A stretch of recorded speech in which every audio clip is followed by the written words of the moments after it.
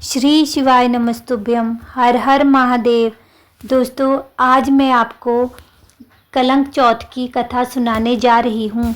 जिस दिन गणेश जी की स्थापना होती है उस दिन को कलंक चौथ या फिर पत्थर चौथ भी कहा जाता है, क्योंकि इस दिन चंद्रमा को गणेश जी ने श्राप दिया था कि जो कोई भी आज के दिन आपके दर्शन करेगा उसको कलंकित होना पड़ेगा।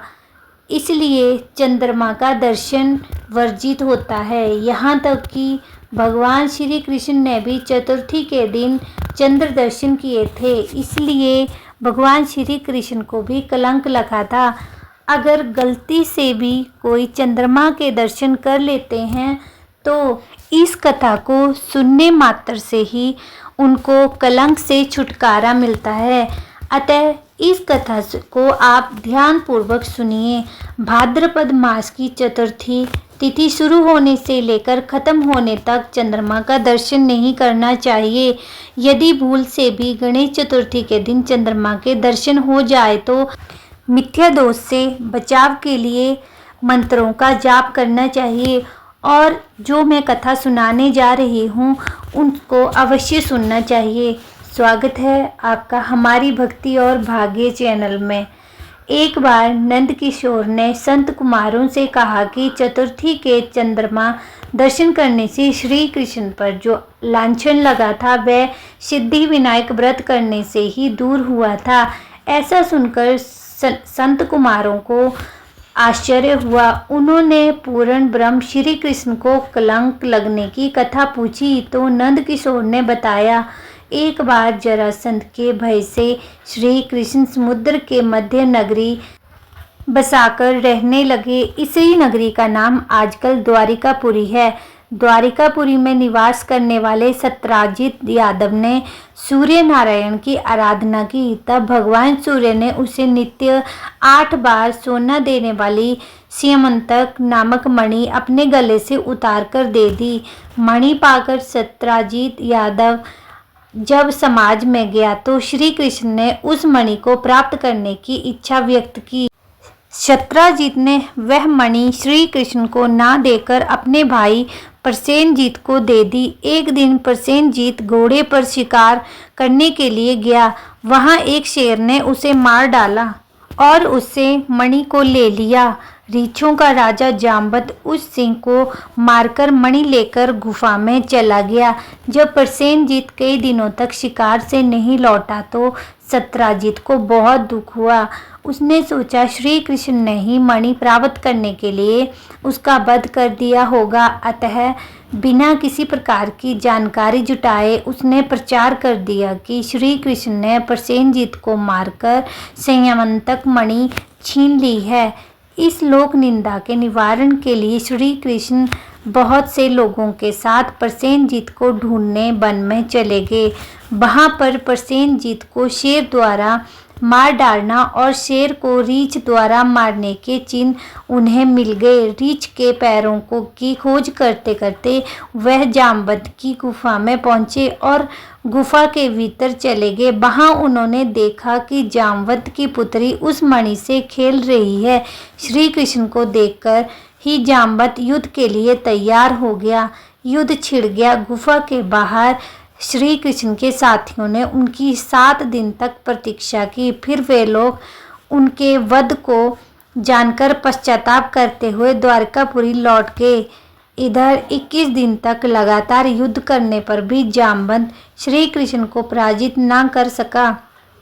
तब उसने सोचा, कहीं यह वह अवतार तो नहीं जिसके लिए मुझे श्री रामचंद्र जी का वरदान मिला था। यह पुष्टि पाकर जाम्बत ने अपनी कन्या के विवाह का प्रस्ताव श्री कृष्ण के सामने रखा।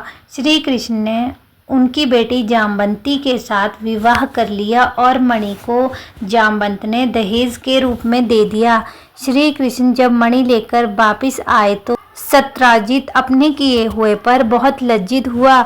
इस लज्जा से मुक्त होने के लिए उसने भी अपनी पुत्री का विवाह श्री कृष्ण के साथ कर दिया। कुछ समय के बाद श्री कृष्ण किसी काम से इंद्रप्रस्थ चले गए।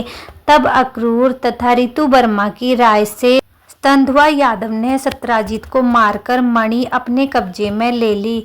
सत्यजित की मौत का समाचार जब श्री कृष्ण को मिला तो वे तत्काल द्वारका पहुंचे। वे तेंदुआ को मारकर मणि छीनने को तैयार हो गए।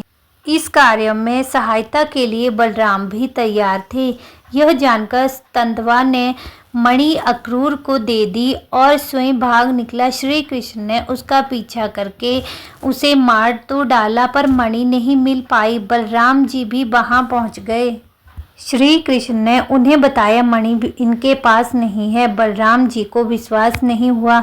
वे अप्रसन्न होकर विदर्भ चले गए। श्री कृष्ण के द्वारका लौटने पर लोगों ने उनका भारी अपमान किया। तत्काल यह समाचार फैल गया कि स्यमंतक मणि के लोभ में श्री कृष्ण ने अपने भाई को भी त्याग दिया है। श्री कृष्ण इस अकारण प्राप्त अपमान के शोक में डूबे थे कि सहसा वहां नारद जी आ गए। उन्होंने श्री कृष्ण को बताया, आपने भाद्रपद शुक्ल चतुर्थी के चंद्रमा का दर्शन किया था, इसी कारण आपको इस तरह लांछित होना पड़ रहा है। श्री कृष्ण ने पूछा, चौथ के चंद्रमा को ऐसा क्या हो गया है जिसके कारण उसके दर्शन मात्र से मनुष्य कलंकित होता है। तब नारद जी बोले, एक बार ब्रह्मा जी ने चतुर्थी के दिन गणेश जी का व्रत किया था। गणेश जी ने प्रकट होकर वर मांगने को कहा तो उन्होंने मांगा कि मुझे सृष्टि की रचना करने का कोई मोह ना हो। गणेश जी ज्यों त्यों तथास्तु कहकर चलने लगे। उनके विचित्र व्यक्तित्व को देखकर चंद्रमा जी ने उपहास किया।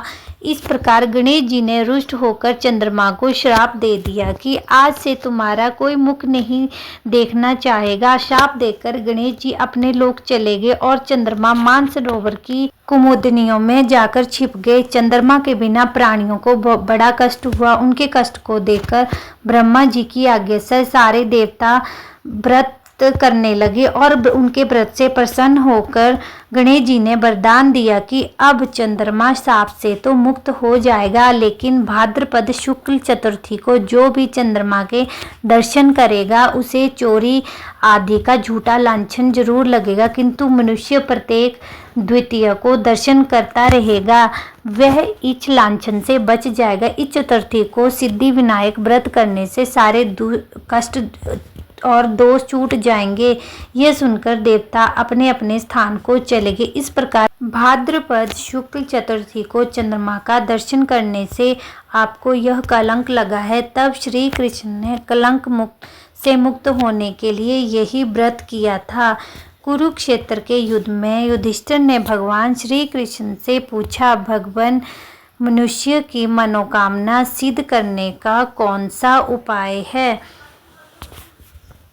किस प्रकार मनुष्य धन, पुत्र, सौभाग्य तथा विजय प्राप्त कर सकता है? यह सुनकर श्री कृष्ण ने उत्तर दिया, यदि तुम पार्वती पुत्र श्री गणेश का विधि पूर्वक पूजन करो तो निश्चय ही तुम्हें सब कुछ प्राप्त हो जाएगा। तब श्री कृष्ण की आज्ञा से युधिष्ठिर ने गणेश चतुर्थी का व्रत करके महाभारत का युद्ध जीता था।